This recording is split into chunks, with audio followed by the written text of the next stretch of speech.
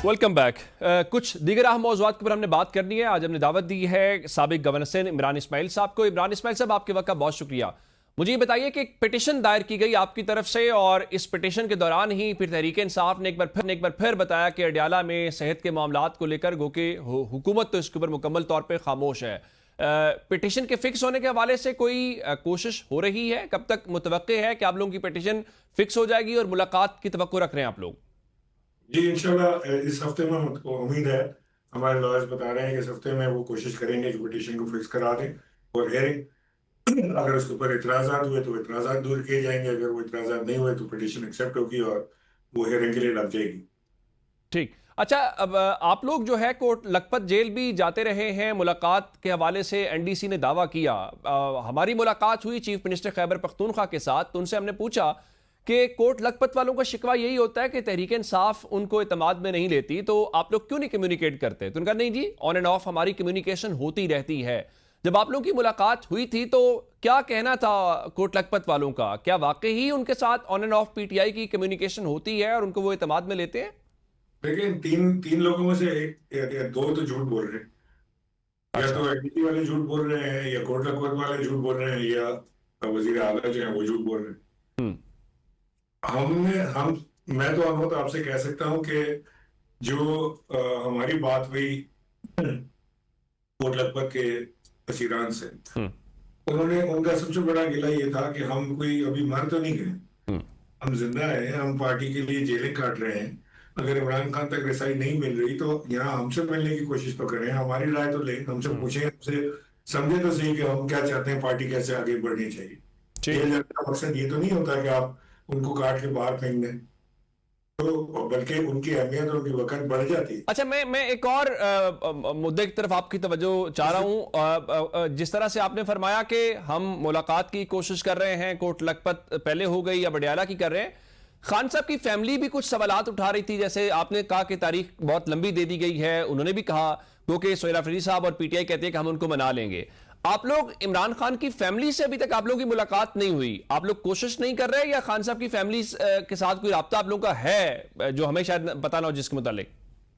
नहीं, मैंने कोई कोशिश भी नहीं की मिलने की, सच्ची बात है, कोई फैमिली से।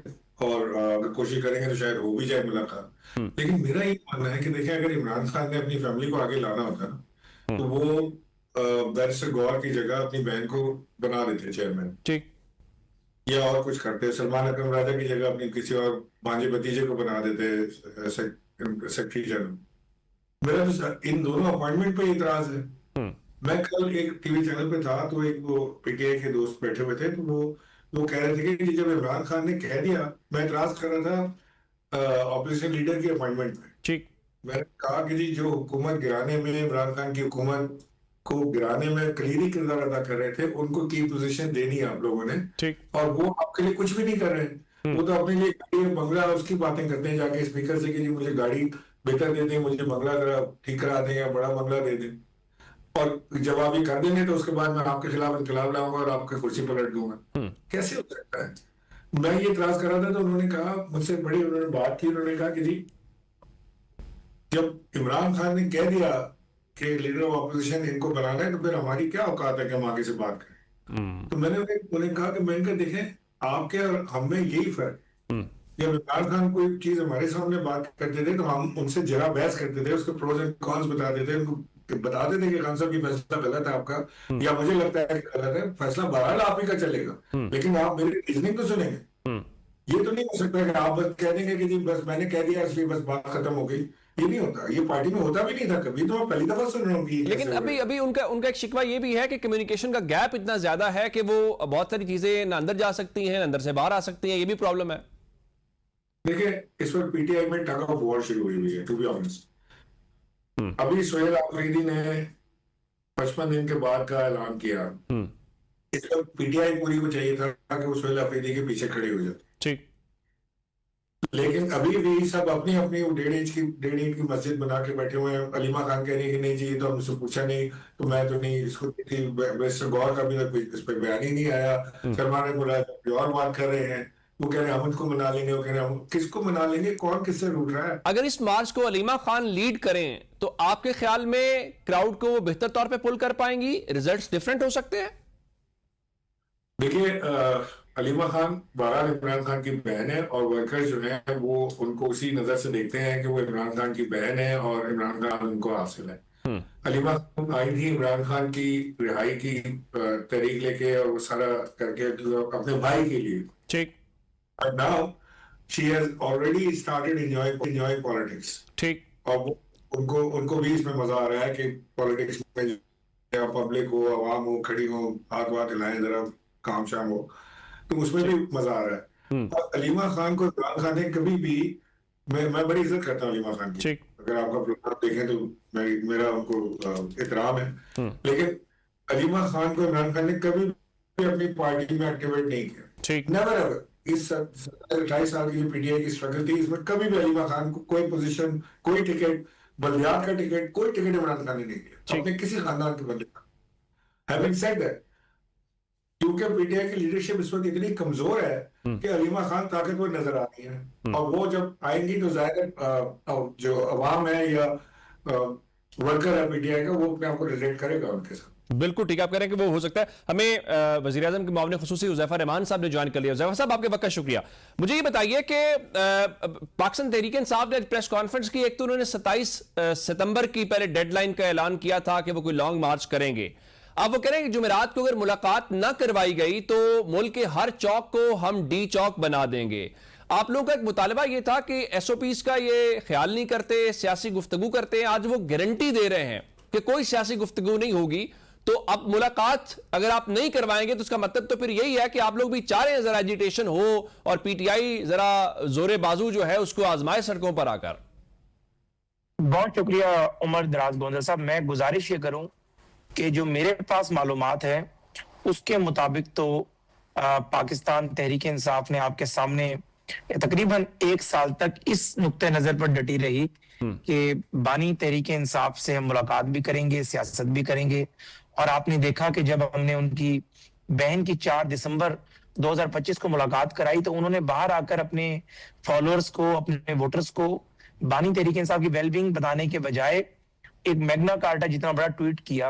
और हालांकि पीटीआई क्लेम करती है कि बानी तहरीक इंसाफ की आंख का मसला सितंबर 2025 से था, तो अगर सितंबर से मसला था तो आपने 2 महीने बाद होने वाली मुलाकात यानी दिसंबर में अपने भाई की वेलबींग और आंख की बिनाई का क्यों नहीं बताया?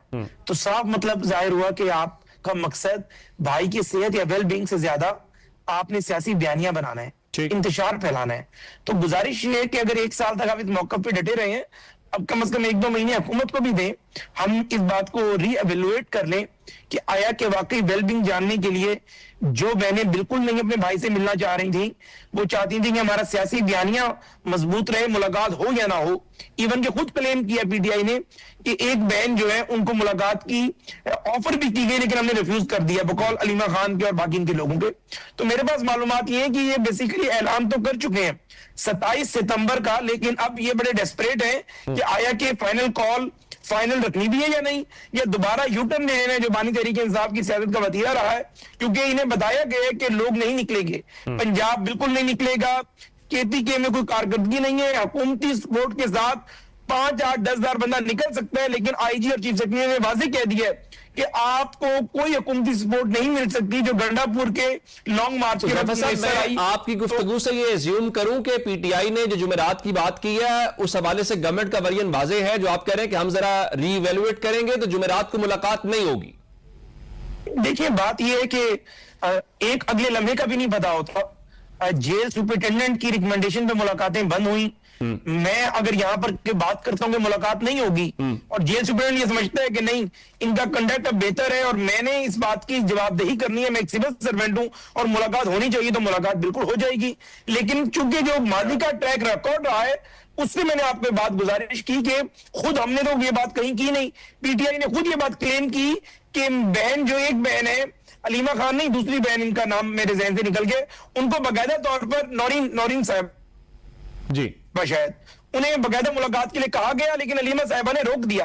इसको पीटीआई के मुस्तनद लोगों ने स्क्रीन पे बैठ के कहा, मुझसे आप लोगों ने सवाल किया कि आपने ऑफर की थी, मैंने कहा नहीं हमने ऑफर नहीं की भाई, कि अगर किसी ने ऑफर की है तो इन्हें मुलाकात कर लेनी चाहिए थी। तो जिन्होंने अपने सियासी बयानिए को उस मुलाकात पर प्रेफर किया तो मेरे ख्याल से अब जो तहरीक इंसाफ मुलाकात के लिए डेस्परेट है, सिर्फ इसीलिए है जो हमारी मालूमात है कि बानी से फाइनल जो है वो रिकमेंडेशन ले लें, उनकी फाइनल अप्रूवल ले लें।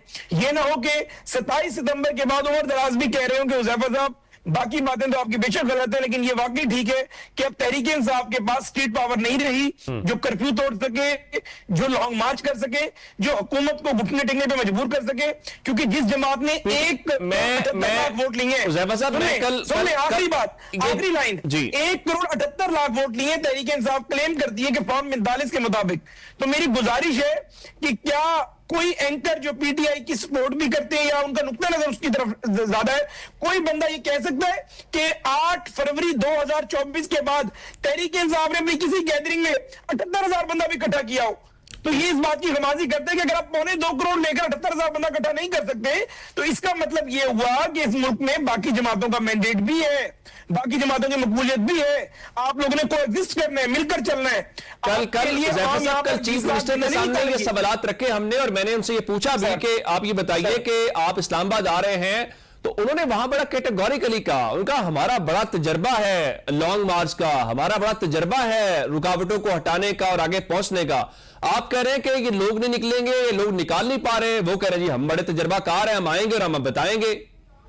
सर देखिए, ये अभी मेरी बात शौकत यूसुफजई साहब और मैं एक प्रोग्राम में इकट्ठे थे, वो बल्कि मेरी बात पर नाराज हो गए। मैंने कहा मेरे लिए तो बड़े काबिल एहतराम है, नाराजगी की तो बात ही नहीं है। मैं अक्सर ये बात कहता हूं कि ये 5 अगस्त को सेमीफाइनल नहीं था, ये तो 8वीं 10वीं पोजीशन का मैच खेल रहे हैं अब, और 27 को भी इनका मैच जो है वो 7वीं 8वीं पोजीशन वाला है, फाइनल नहीं है। लेकिन अगर मेरी बात को आपने मुस्तरद करना है तो हम वेट कर लीजिए, सियासत तो इंतजार का नाम है। 27 तारीख को अगर इन्होंने 20 लाख छोड़ दें, अगर 1,78,00,000 वोट हासिल करने वाली जमात 78,000 बंदा इकट्ठा कर लेती है, जब सूरज चमकते सबको नजर आता है। अगर पंजाब से लाख तो बंदा निकलेगा सब कहेंगे, अगर केपीके से निकलेगा तो हम भी मानेंगे, हम लाख को 50,000 कह देंगे, 50,000 को 20,000 कह देंगे। अगर भाई बंदा ही नहीं निकलता तो फिर इनका बयानिया कहां खड़ा होगा, ये जरूर इनसे पूछ लें। बिल्कुल ठीक, डिस्कशन का सिलसिला जारी है जी, वापस आते हैं एक ब्रेक के बाद।